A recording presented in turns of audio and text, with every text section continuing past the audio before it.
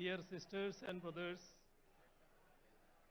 this Mammoth rally is being held at a time when the basic tenets of our constitution are facing a series of threats from the people who are at the helm of affairs at the center. At the outset, I congratulate the Chief Minister of Telangana for taking the initiative to have this sort of a people's movement and to involve the like-minded CMs and leaders of various states in this great endeavor meant for the future of the people of this country. On this very same day, a newly built collectorate for the district of Khammam and the second phase of Kandivaluk, the Universal Eye Screening Program, organized by the state government of Telangana, have been inaugurated. This needs special mention because through them, at one stroke itself, the state government is improving governance as well as public services so as to better the lives of the people of Telangana. Let me state that Kerala and its people are with the state government of Telangana in all their pro-people initiatives. I have come to understand that decentralization of governance has been a hallmark of KCR Garu's administration. During the tenure of his government, collectorates have become state-of-the-art integrated district office complexes. All district departments are co-located in them for the convenience of people. And as far as the Kandivalak program goes, no such mass eye testing program has been conducted in the history of our country. Kandivalak means light for the eyes or a torchlight showing the path. Today, with this public meeting, we are showing the path forward for the nation. It is a matter of great pride to once again be here in Telangana, the land of people's struggles. It is the heroic struggle of the peasants of Telangana in the late 1940s which placed the issue of land reforms on the agenda of the country. Several such people's struggles taking up diverse issues were waged as part of our glorious national movement. It is subsequent to centuries-long such struggles that our country won its freedom from the colonizers. However, today we have a peculiar situation in which a political formation that was not part of our national freedom struggle is in power in the country. The followers of those who tendered unconditional apologies to the colonizers and promised to serve the imperial crown are at the helm of affairs today. They have been and remain antagonistic to the values of our anti-colonial struggle. Ideas such as secularism, democracy, federal structure, social justice, and equality were championed through it, and subsequently they were included in India's constitution so as to uphold the values championed by our freedom struggle. Since those in power now were not part of our collective struggles then, they do not know the values on which India has been built as a sovereign democratic republic. So, they seek to alter the basic structures on which our modern nation has been built. even as they call for celebrations such as Azadi Ka Amrit Mahotsav to commemorate the 75th anniversary of India's independence. Amidst the glam and glitter of these celebrations, they seek to undo the very foundations of our country, our democracy, and our constitution.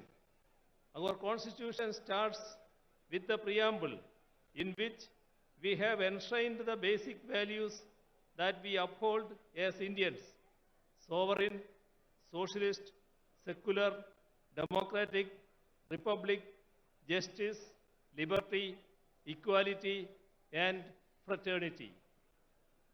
By signing various international defense agreements, they go against the concept of sovereignty.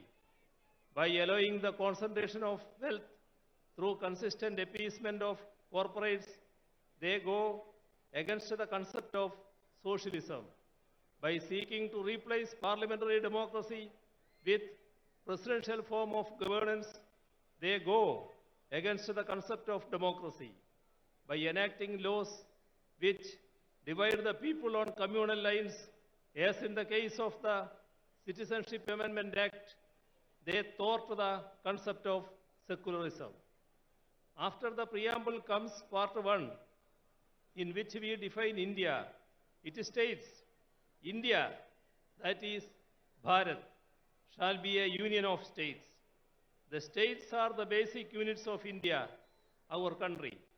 It is the union of states that creates India, our country. That is why India has a federal structure. Yet those in power think that we are a unitary state. We need to remember that their predecessors had promised to declare India as a unitary state in their manifesto published in the run-up to the 4th general election held in India in 1967. The union government is consciously trying to destroy the country's federal structure. Repeatedly, laws are being enacted by the parliament on subjects in the state list in the constitution, be it law and order, agriculture, cooperation, power, or so on. Bills that infringe upon the rights of the states are being enacted into laws, even without seeking the opinion of state governments. Even while entering into international agreements that affect the states, the union government does not inform state governments, let alone seek their consent. Slogans such as one nation, one tax, one nation, one uniform, one nation, one election are all attacks on federal structure. When states try to mobilize resources through additional alternative sources, the union intervenes and sabotages such moves. On the one hand, the right to avail loan is curbed, and on the other, the additional resources are sealed. Along with this, the funds that are made available to the state by the Constitution too are denied. Such attacks are most acute in the states that are ruled by governments that are opposed to the BJP-RSS combine ruling the union. We are seeing it in Telangana as well as in Kerala. Attacks against the states' rights and powers are being carried out even by politically misusing the office of governor. Widespread efforts are on to take control of the higher education sector through the governors in their capacity as chancellors. Assent to legislations that have been enacted by the state legislatures are being withheld. Such affronts on the supremacy of state legislatures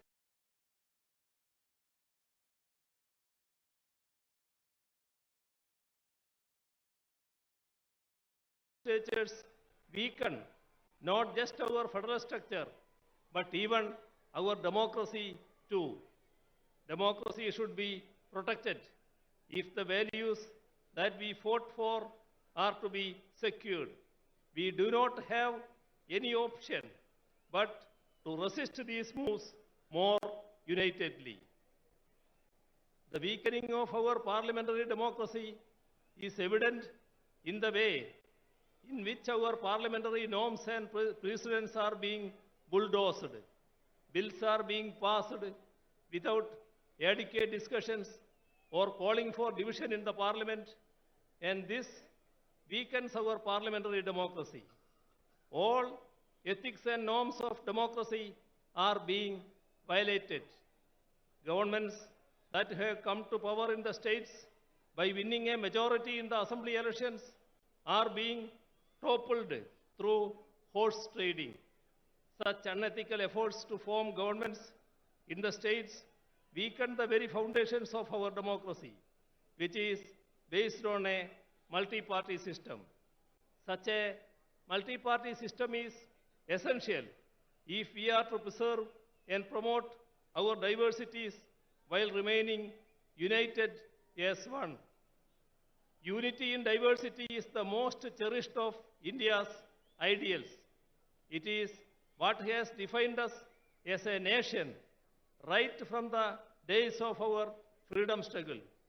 India's varied languages are the expressions of our diversities. Our mother tongues are part of our cultural identities.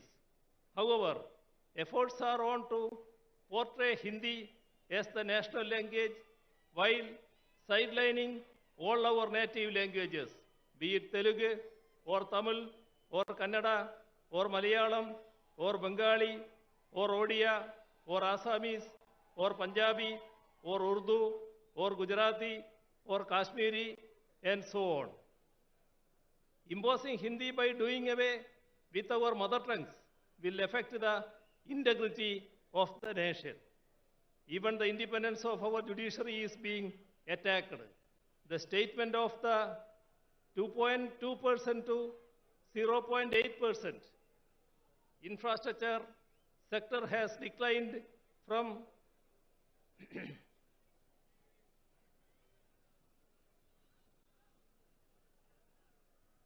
the statement of the law minister to the effect that the union government should have a decisive say in the appointment of judges goes to prove that the BJP government is hell bent on destroying judicial autonomy and to subvert the judiciary into a nominated body of the union government.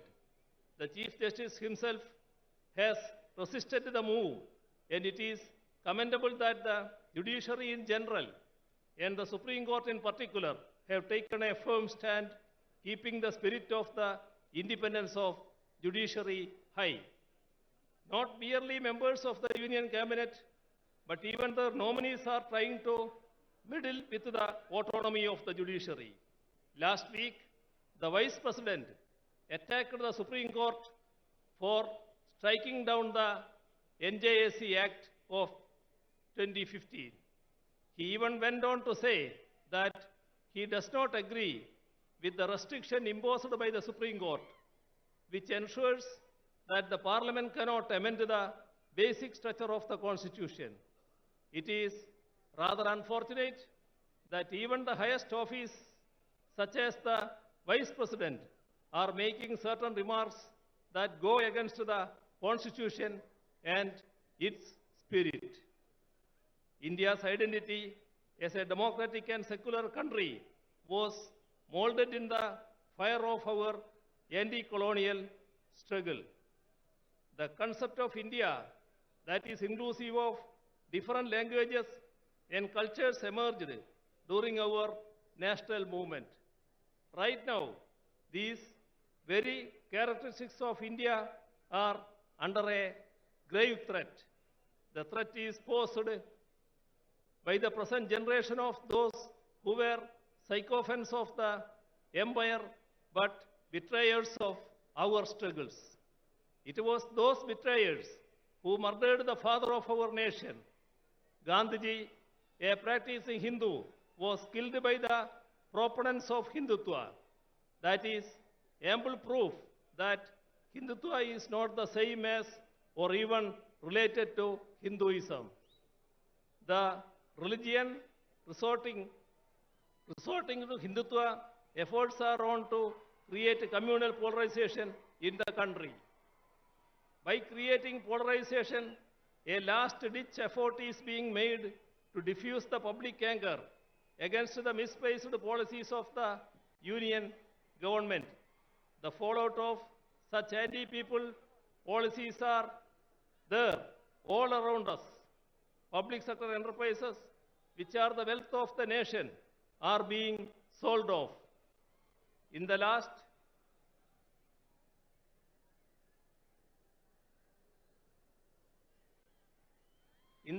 budget alone, rupees 65,000 crores was sought to be raised through their sale. They say that they do not have money to provide relief to the ordinary people, but they have written off corporate loans to the tune of rupees 11 lakh crores in the last 5 years alone. This amount would have sufficed to ensure food security to the entire people of the nation. The MGNREGS, envisaged by the left as a scheme to aid the rural population in their distress, is being scuttled. Allocation for it and work days are under it are repeatedly being cut down. The country's development is in doldrums. Figures denote that DGP growth has declined from 7.4% to 4.7%. Industrial growth has plummeted from 2.2% to 0.8%. Infrastructure sector has declined from 19.4% to 9.8%. With regard to foreign exchange reserves too, the country is headed for trouble.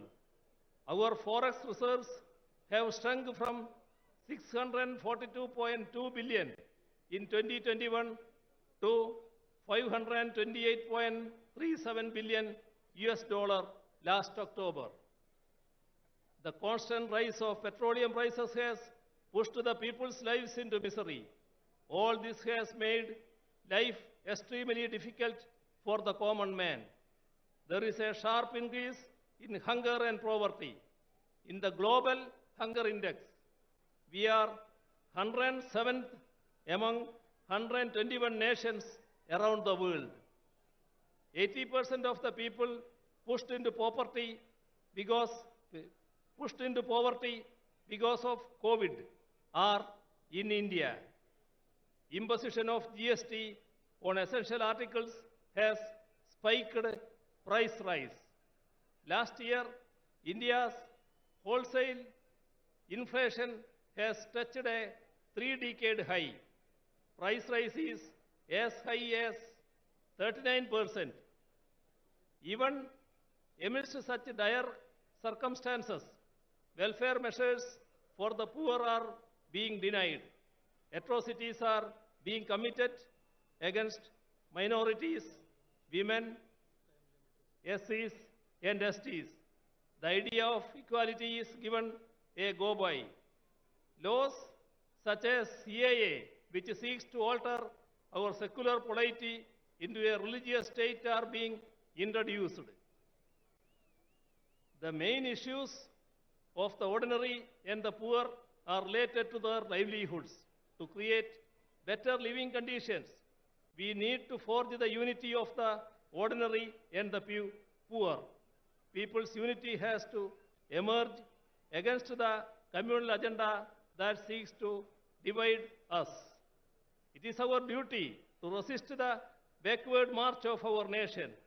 As far as Kerala goes, we are resisting both communalism and neoliberalism, which are pushing our people into miseries. We are ensuring development and welfare in a communal tension-free atmosphere so that our people can enjoy the fruits of progress and lead peaceful lives. I hope that today in Khammam, the land of people's resistances, we will have the beginning of a new resistance, a resistance to secure the ideals that we fought for in our freedom struggle, a resistance to protect our secularism, our democracy, our constitution, and thereby our nation. I conclude by once again extending greetings to all of you gathered here. Thank you. ధన్యవాదాలు. Sound ఎక్కువ చేయవా బాబు? ఒక్కసారి అందరూ చప్పట్లు కొట్టాలి. ఇప్పుడు వద్దా నువ్వు కూర్చో. విజయన్ గారు కేరళలో ఒక అతి ముఖ్యమైనటువంటి ఫంక్షన్ను వారు అటెండ్ చేయాల్సింది. ఇప్పుడు త్రివేంద్రం వరకు వెళ్ళి వారికి ప్రత్యేకంగా ఏర్పాటు కూడా చేయడం జరిగింది. కొద్దిగా ఓపిక అవసరం మనకు. హిందీ ఇంగ్లీష్ ఉపన్యాసాలు కూడా వినడం మనం నేర్చుకోవాలా. ఇప్పుడు విజయన్ గారిని మనం సాదరపూర్వకంగా సత్కరించి పంపడం మన బాధ్యత కాబట్టి వారిని ఇప్పుడు సాగనంపాలి. కాబట్టి మనందరి పక్షాన నేను మీ అందరి చప్పట్ల మధ్య వారికి సన్మానించి సత్కరించి మన జ్ఞాపకనిచ్చి పంపిద్దాం.